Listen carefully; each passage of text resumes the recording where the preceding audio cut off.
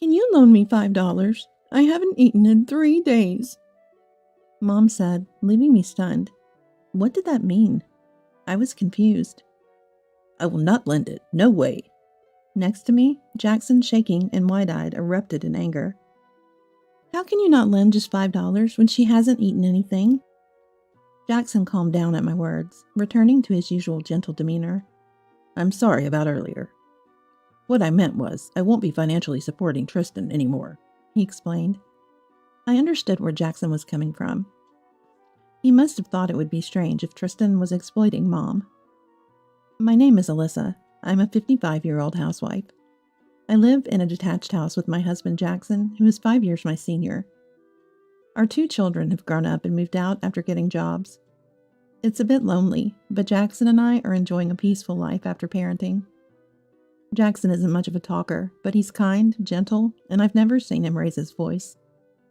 After retiring at 65, Jackson got hired at his old company, commuting about 3 days a week. At my parents' home, Mom and Dad live together. Jackson has an older brother by 3 years, Tristan. Unlike Jackson, Tristan is quick to speak his mind and often becomes emotional. The brothers are complete opposites. Mom's hobby was listening to stand-up comedy on a small boombox. She had a large collection of stand-up comedy tapes and often laughed at them since I was a child. Dad was as kind as Mom, and I barely remember being scolded by him. Dad used to work in a restaurant and was skilled in cooking. I learned a lot about cooking from him. Dad enjoyed cooking steaks for family gatherings at Christmas and the like. I remember Tristan looking up to him, thinking it was cool. Dad often cooked dinner on weekdays. Sitting at the living room table, drinking coffee with Mom, waiting for Dad's cooking, Mom would say with a smile, "It's the opposite of most homes, with Dad busy in the kitchen and me relaxing," which was memorable. Seeing Mom's happy smile, I always thought I wanted to be like them when I got older. Then Dad passed away. He seemed healthy, but was suffering from cancer. His condition worsened rapidly, and Mom hardly had time to grieve. For a while, Mom became like a shell of herself, often zoning out. Worried that she might fall ill from grief, my children kept visiting and encouraging her. Thanks to that, Mom regained her spirits and could live smilingly like before. Around that time, Tristan decided to quit his job and open a pub. Perhaps influenced by my dad, who was a chef, Tristan is easily influenced. Maybe he thought Dad's knife skills were cool. The family opposed his decision to go independent in a not-so-great economic climate. Jackson was against it too. Tristan's selfish nature meant he would likely fail if he went out on his own, we thought. I doubted Tristan's chances of success, focusing only on appearances.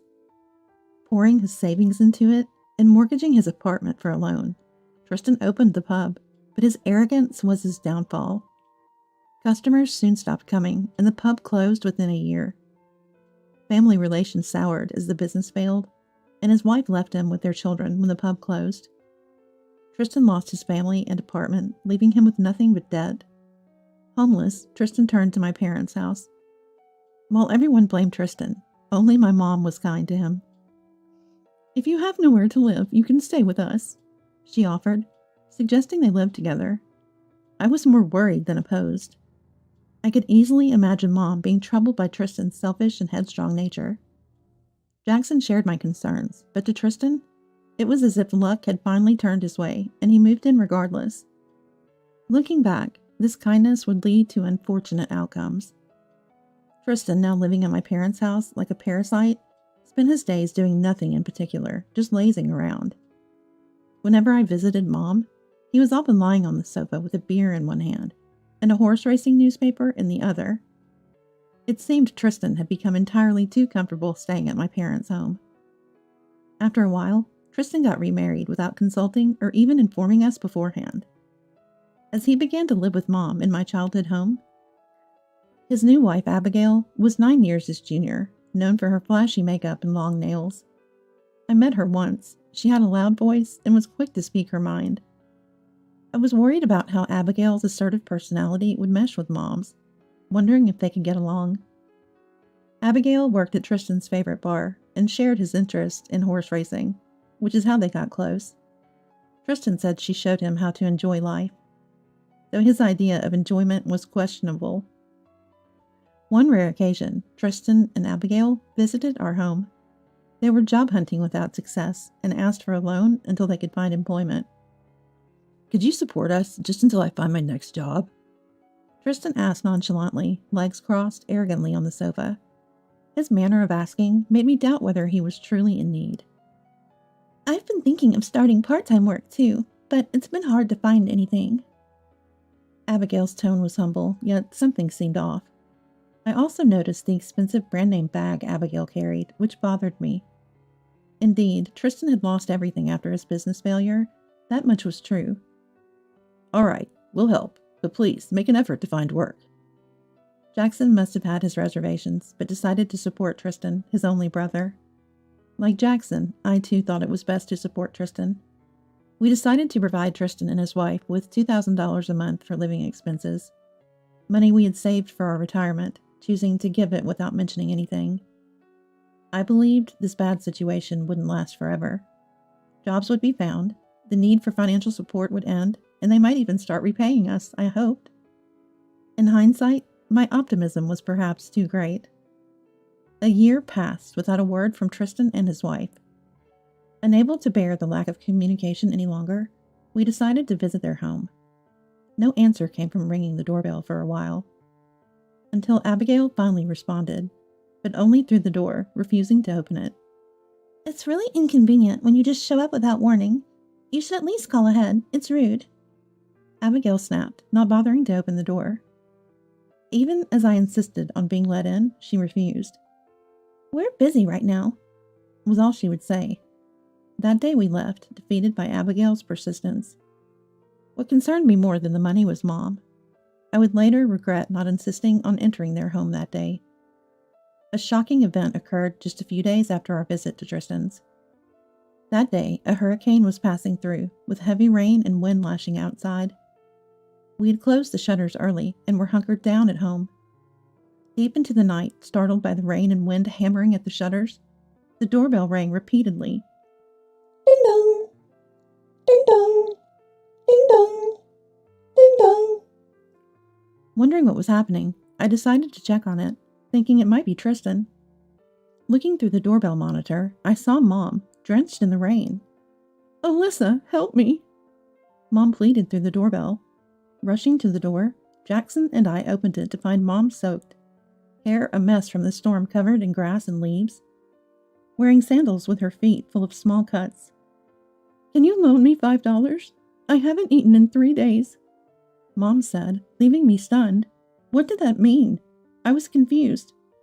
I will not lend it, no way. Next to me, Jackson, shivering and wide-eyed, erupted in anger. I was at a loss for words at Jackson's firm refusal. Mom shrank back at Jackson's overly stern tone. She looked like she might collapse at any moment. It was the first time I saw Jackson so angry, raising his voice.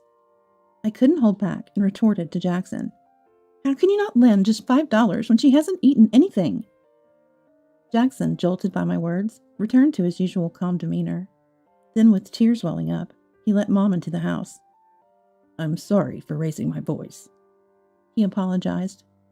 Mom entered, looking bewildered, and took a seat on the living room sofa. I handed her a bath towel to prevent a cold, given her drenched state. Taking a good look at Mom again, I saw she had become thin.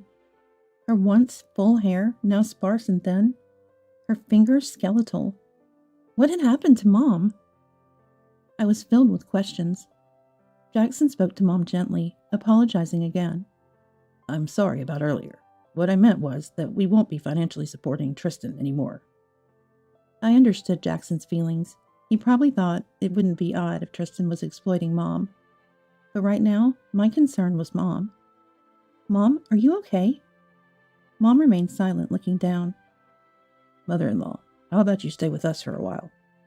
Mom stayed silent. Has Tristan said something to you?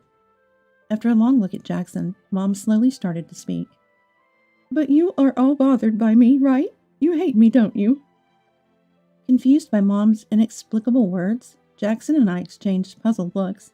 Why would she think that? Mom continued, looking at us sternly. You and Jackson have come to hate me. That's what Tristan told me. What are you talking about? That's not true at all. I couldn't help but respond. There's no way we would hate our beloved Mom. Mom began to cry, sobbing.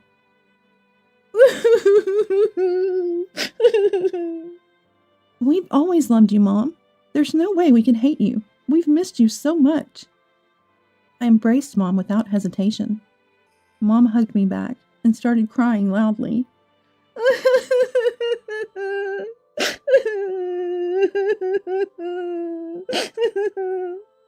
She talked about trying to leave the house in the middle of the night like a sleepwalker, wanting to see me. Since then, she was tied to the bed, unable to move. Not allowed to go to the bathroom. She was left with diapers by the bed. She was only untied for using the toilet, eating, and doing house chores. Mom's meals were limited to oatmeal, only twice a day. Tristan and Abigail constantly fed her lies about Jackson and me, claiming we had abandoned her, always hated her, piling up falsehoods. They would leave Mom restrained and not return, leaving her without food for 3 days. Unable to shower or use the toilet, she was forced to rely on diapers. Believing her life was at risk, Mom managed to free herself and escape. Hearing the shocking extent of her suffering, we were speechless. Such cruelty was beyond human. Were Tristan and his wife devils? All I felt was immense pity for Mom. Considering the distance, it would take an hour on foot under normal circumstances. Much longer for Mom, especially during a hurricane. The thought of her struggle to reach us brought me to tears. Don't worry, from now on, we'll protect you. Mom nodded repeatedly to these words, relieved. So what was all that Tristan and Abigail told you? It turns out everything they said was a lie. Mom looked shocked, never having doubted others, or experienced such malice. A series of unbelievable events for Mom. Probably Tristan was counting on living here and targeting your old age pension. But don't worry, we'll take care of you, Mom. Mom, reassured by those words, smiled warmly. I made clam chowder for Mom, Dad's specialty. Mom murmured nostalgically. It brings back memories. Savoring it. Jackson, tears in his eyes, muttered to himself while looking at Mom. I'll never forgive Tristan and the others for putting you through this. When I asked Mom where Tristan and the others were, she mentioned they went to Kentucky for horse racing. It seems there's a big race tomorrow, so they probably won't return until then. Jackson and I began plotting our retaliation. The next morning, I prepared Dad's recipes for breakfast for Mom. Mom, who had lost her appetite, ate only a little, but commented, It's been a long time since I've had something this delicious. Seeing Mom eat with a smile made my heart ache even more. How could someone as kind and unsuspecting as Mom have gone through such hardship? After finishing her meal, Mom quietly started to speak. They said they didn't like my attitude. Too pretentious. They kicked me. I gasped in shock. How could anyone do something so terrible? My heart ached with sorrow for what Mom had endured, and tears spilled over. Mom tenderly wiped away my tears. Alyssa, I'm sorry for bringing this up. Mom looked down apologetic. Mom, it's not your fault. We'll protect you from now on. You won't have to go through this ever again. Mom looked at me with a smile. I returned the smile to Mom. After breakfast and calming down, I took Mom, who had showered, to the hospital. The diagnosis revealed severe malnutrition and dehydration. Given her age, hospitalization was advised, so Mom was admitted for a few days. No other illnesses were found, and she could be discharged soon, once her nutrition improved. However, the doctor, after examining Mom, asked about her living situation in a stern tone. I detailed the circumstances Mom was in. The doctor suspected I might be abusing her. After my explanation cleared up the misunderstanding, the doctor smiled and said they would contact social services. Abuse was strongly suspected. This was exactly what I had hoped for, so I readily agreed. Soon, a social service agent arrived and discussed Mom's diet, confinement, and the violence she suffered. Mom's body had bruises all over. The agent, shocked by the severity, said they would consult with the police. Watching Mom sleep peacefully, I regretted not noticing sooner and visiting her, my tears streaming down my face. Mom, I promise we won't forgive them. They will pay for this. I gripped my mom's frail hand tightly. Mom woke up and smiled at me. When you go to my house, please bring the boombox and the stand-up comedy tapes, all of them. Those were Mom's favorites. I nodded firmly. The next morning, Jackson and I headed to Tristan's family home. My anger surpassed my sadness. But Jackson was even angrier than I was. We thought no one was home when our doorbell presses went unanswered, so we were about to leave when a sleepy voice finally responded. Knowing Tristan and the others were inside, we used the key we had to open the front door and entered. Abigail, surprised to see us in the living room. "What are you two doing here all of a sudden?" exclaimed. When I confronted Abigail with, "What's wrong with the children visiting their parents' home?" she hesitated, saying, "Well, it's not that, but..." trailing off. Looking around the house, it was overflowing with trash, and the smell of rotten food hit my nose. The floor felt sticky. "Such a mess. When do you ever clean up?" Jackson asked in astonishment. Tristan, lying on the sofa, clicked his tongue at us. "That old lady doesn't clean up," Tristan mumbled, to which Jackson sharply responded, "Hey, you had mother-in-law take care of even the trash." Jackson glared at him with piercing eyes. Tristan covered his mouth, realizing his mistake, and left the living room. Jackson hurled words at Tristan as he walked away. "Your breath smells like alcohol. Have you been drinking all night?" I took another look at Abigail. Abigail's hair was disheveled. Her shirt was stretched out at the neck, revealing her undershirt. Her makeup seemed not fully removed, with black smudges around her eyes. Noticing my scrutinizing gaze, Abigail, perhaps embarrassed, looked down with a sour expression. "When you visit someone's house, it's common courtesy to call ahead. It's annoying otherwise." Abigail picked up a barely smoked cigarette from the ashtray and lit it. "So your idea of normal is sleeping past noon without cleaning?" Abigail was at a loss for words. As Abigail struggled to respond, Tristan came back shouting loudly, "Hey, where'd that old lady go?" He must have just realized the bed was empty. "We're taking care of her.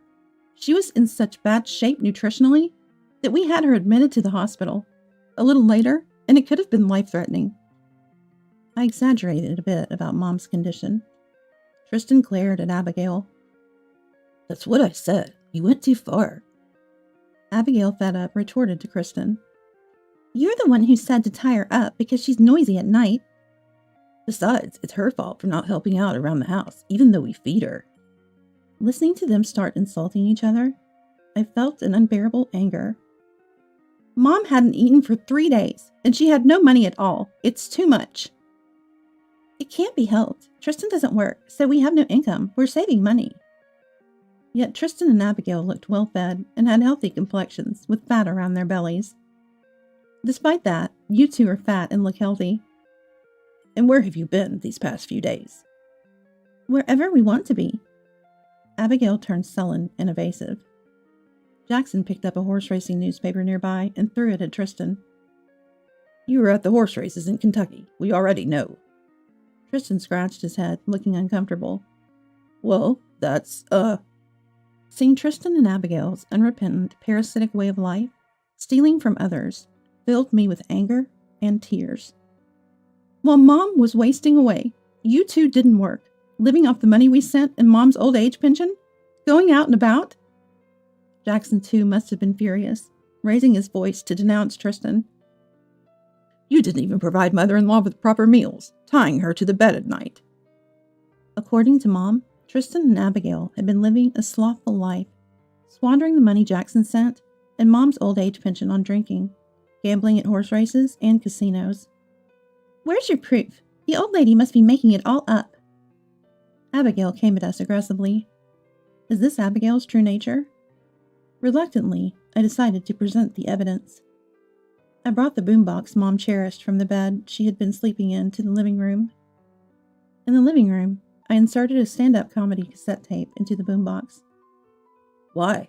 How does stand-up comedy prove anything? Gonna teach us a lesson, comedian? Tristan and Abigail looked at me with a sneering smile. I pressed the play button regardless.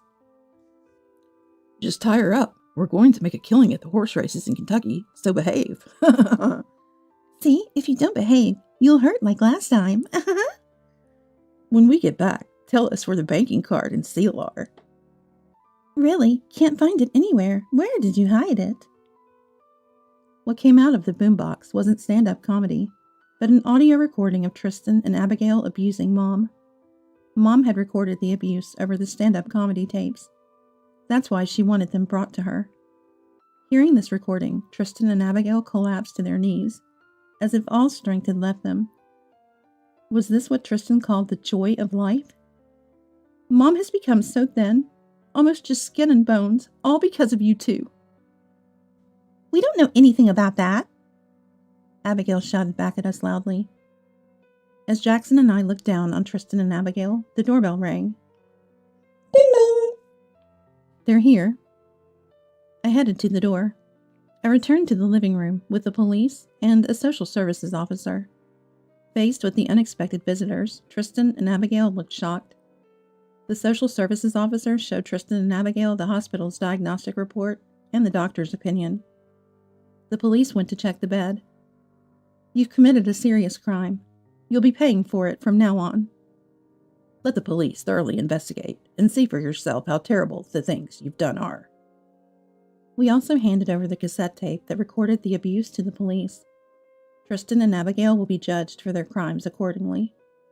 Jackson spoke to Tristan. We won't be sending money anymore. We're cutting ties with you. This house belongs to Mom. We're going to sell it. Don't come back here. Suddenly, Tristan bowed deeply. Perhaps he finally realized his situation. Alyssa, if we lose this house, we'll have nowhere to live. I'll really look for a job this time. Please forgive us. Abigail also bowed deeply. I'll take care of Mother-in-law too. Please forgive us. Now that they found themselves in a desperate situation, their attitude became completely opposite, calmly apologizing. It's too late. We can't trust you two anymore. Please, just this once. Forgive us this one time. How long will they keep saying just this time? Do they think we'll relent? You will pay for your crimes no matter what. Don't ever contact us again. Jackson pulled out a debit card from the box containing the cassette tapes. Is this what you were desperately looking for? The debit card contained the money Dad and Mom had saved diligently and Dad's life insurance.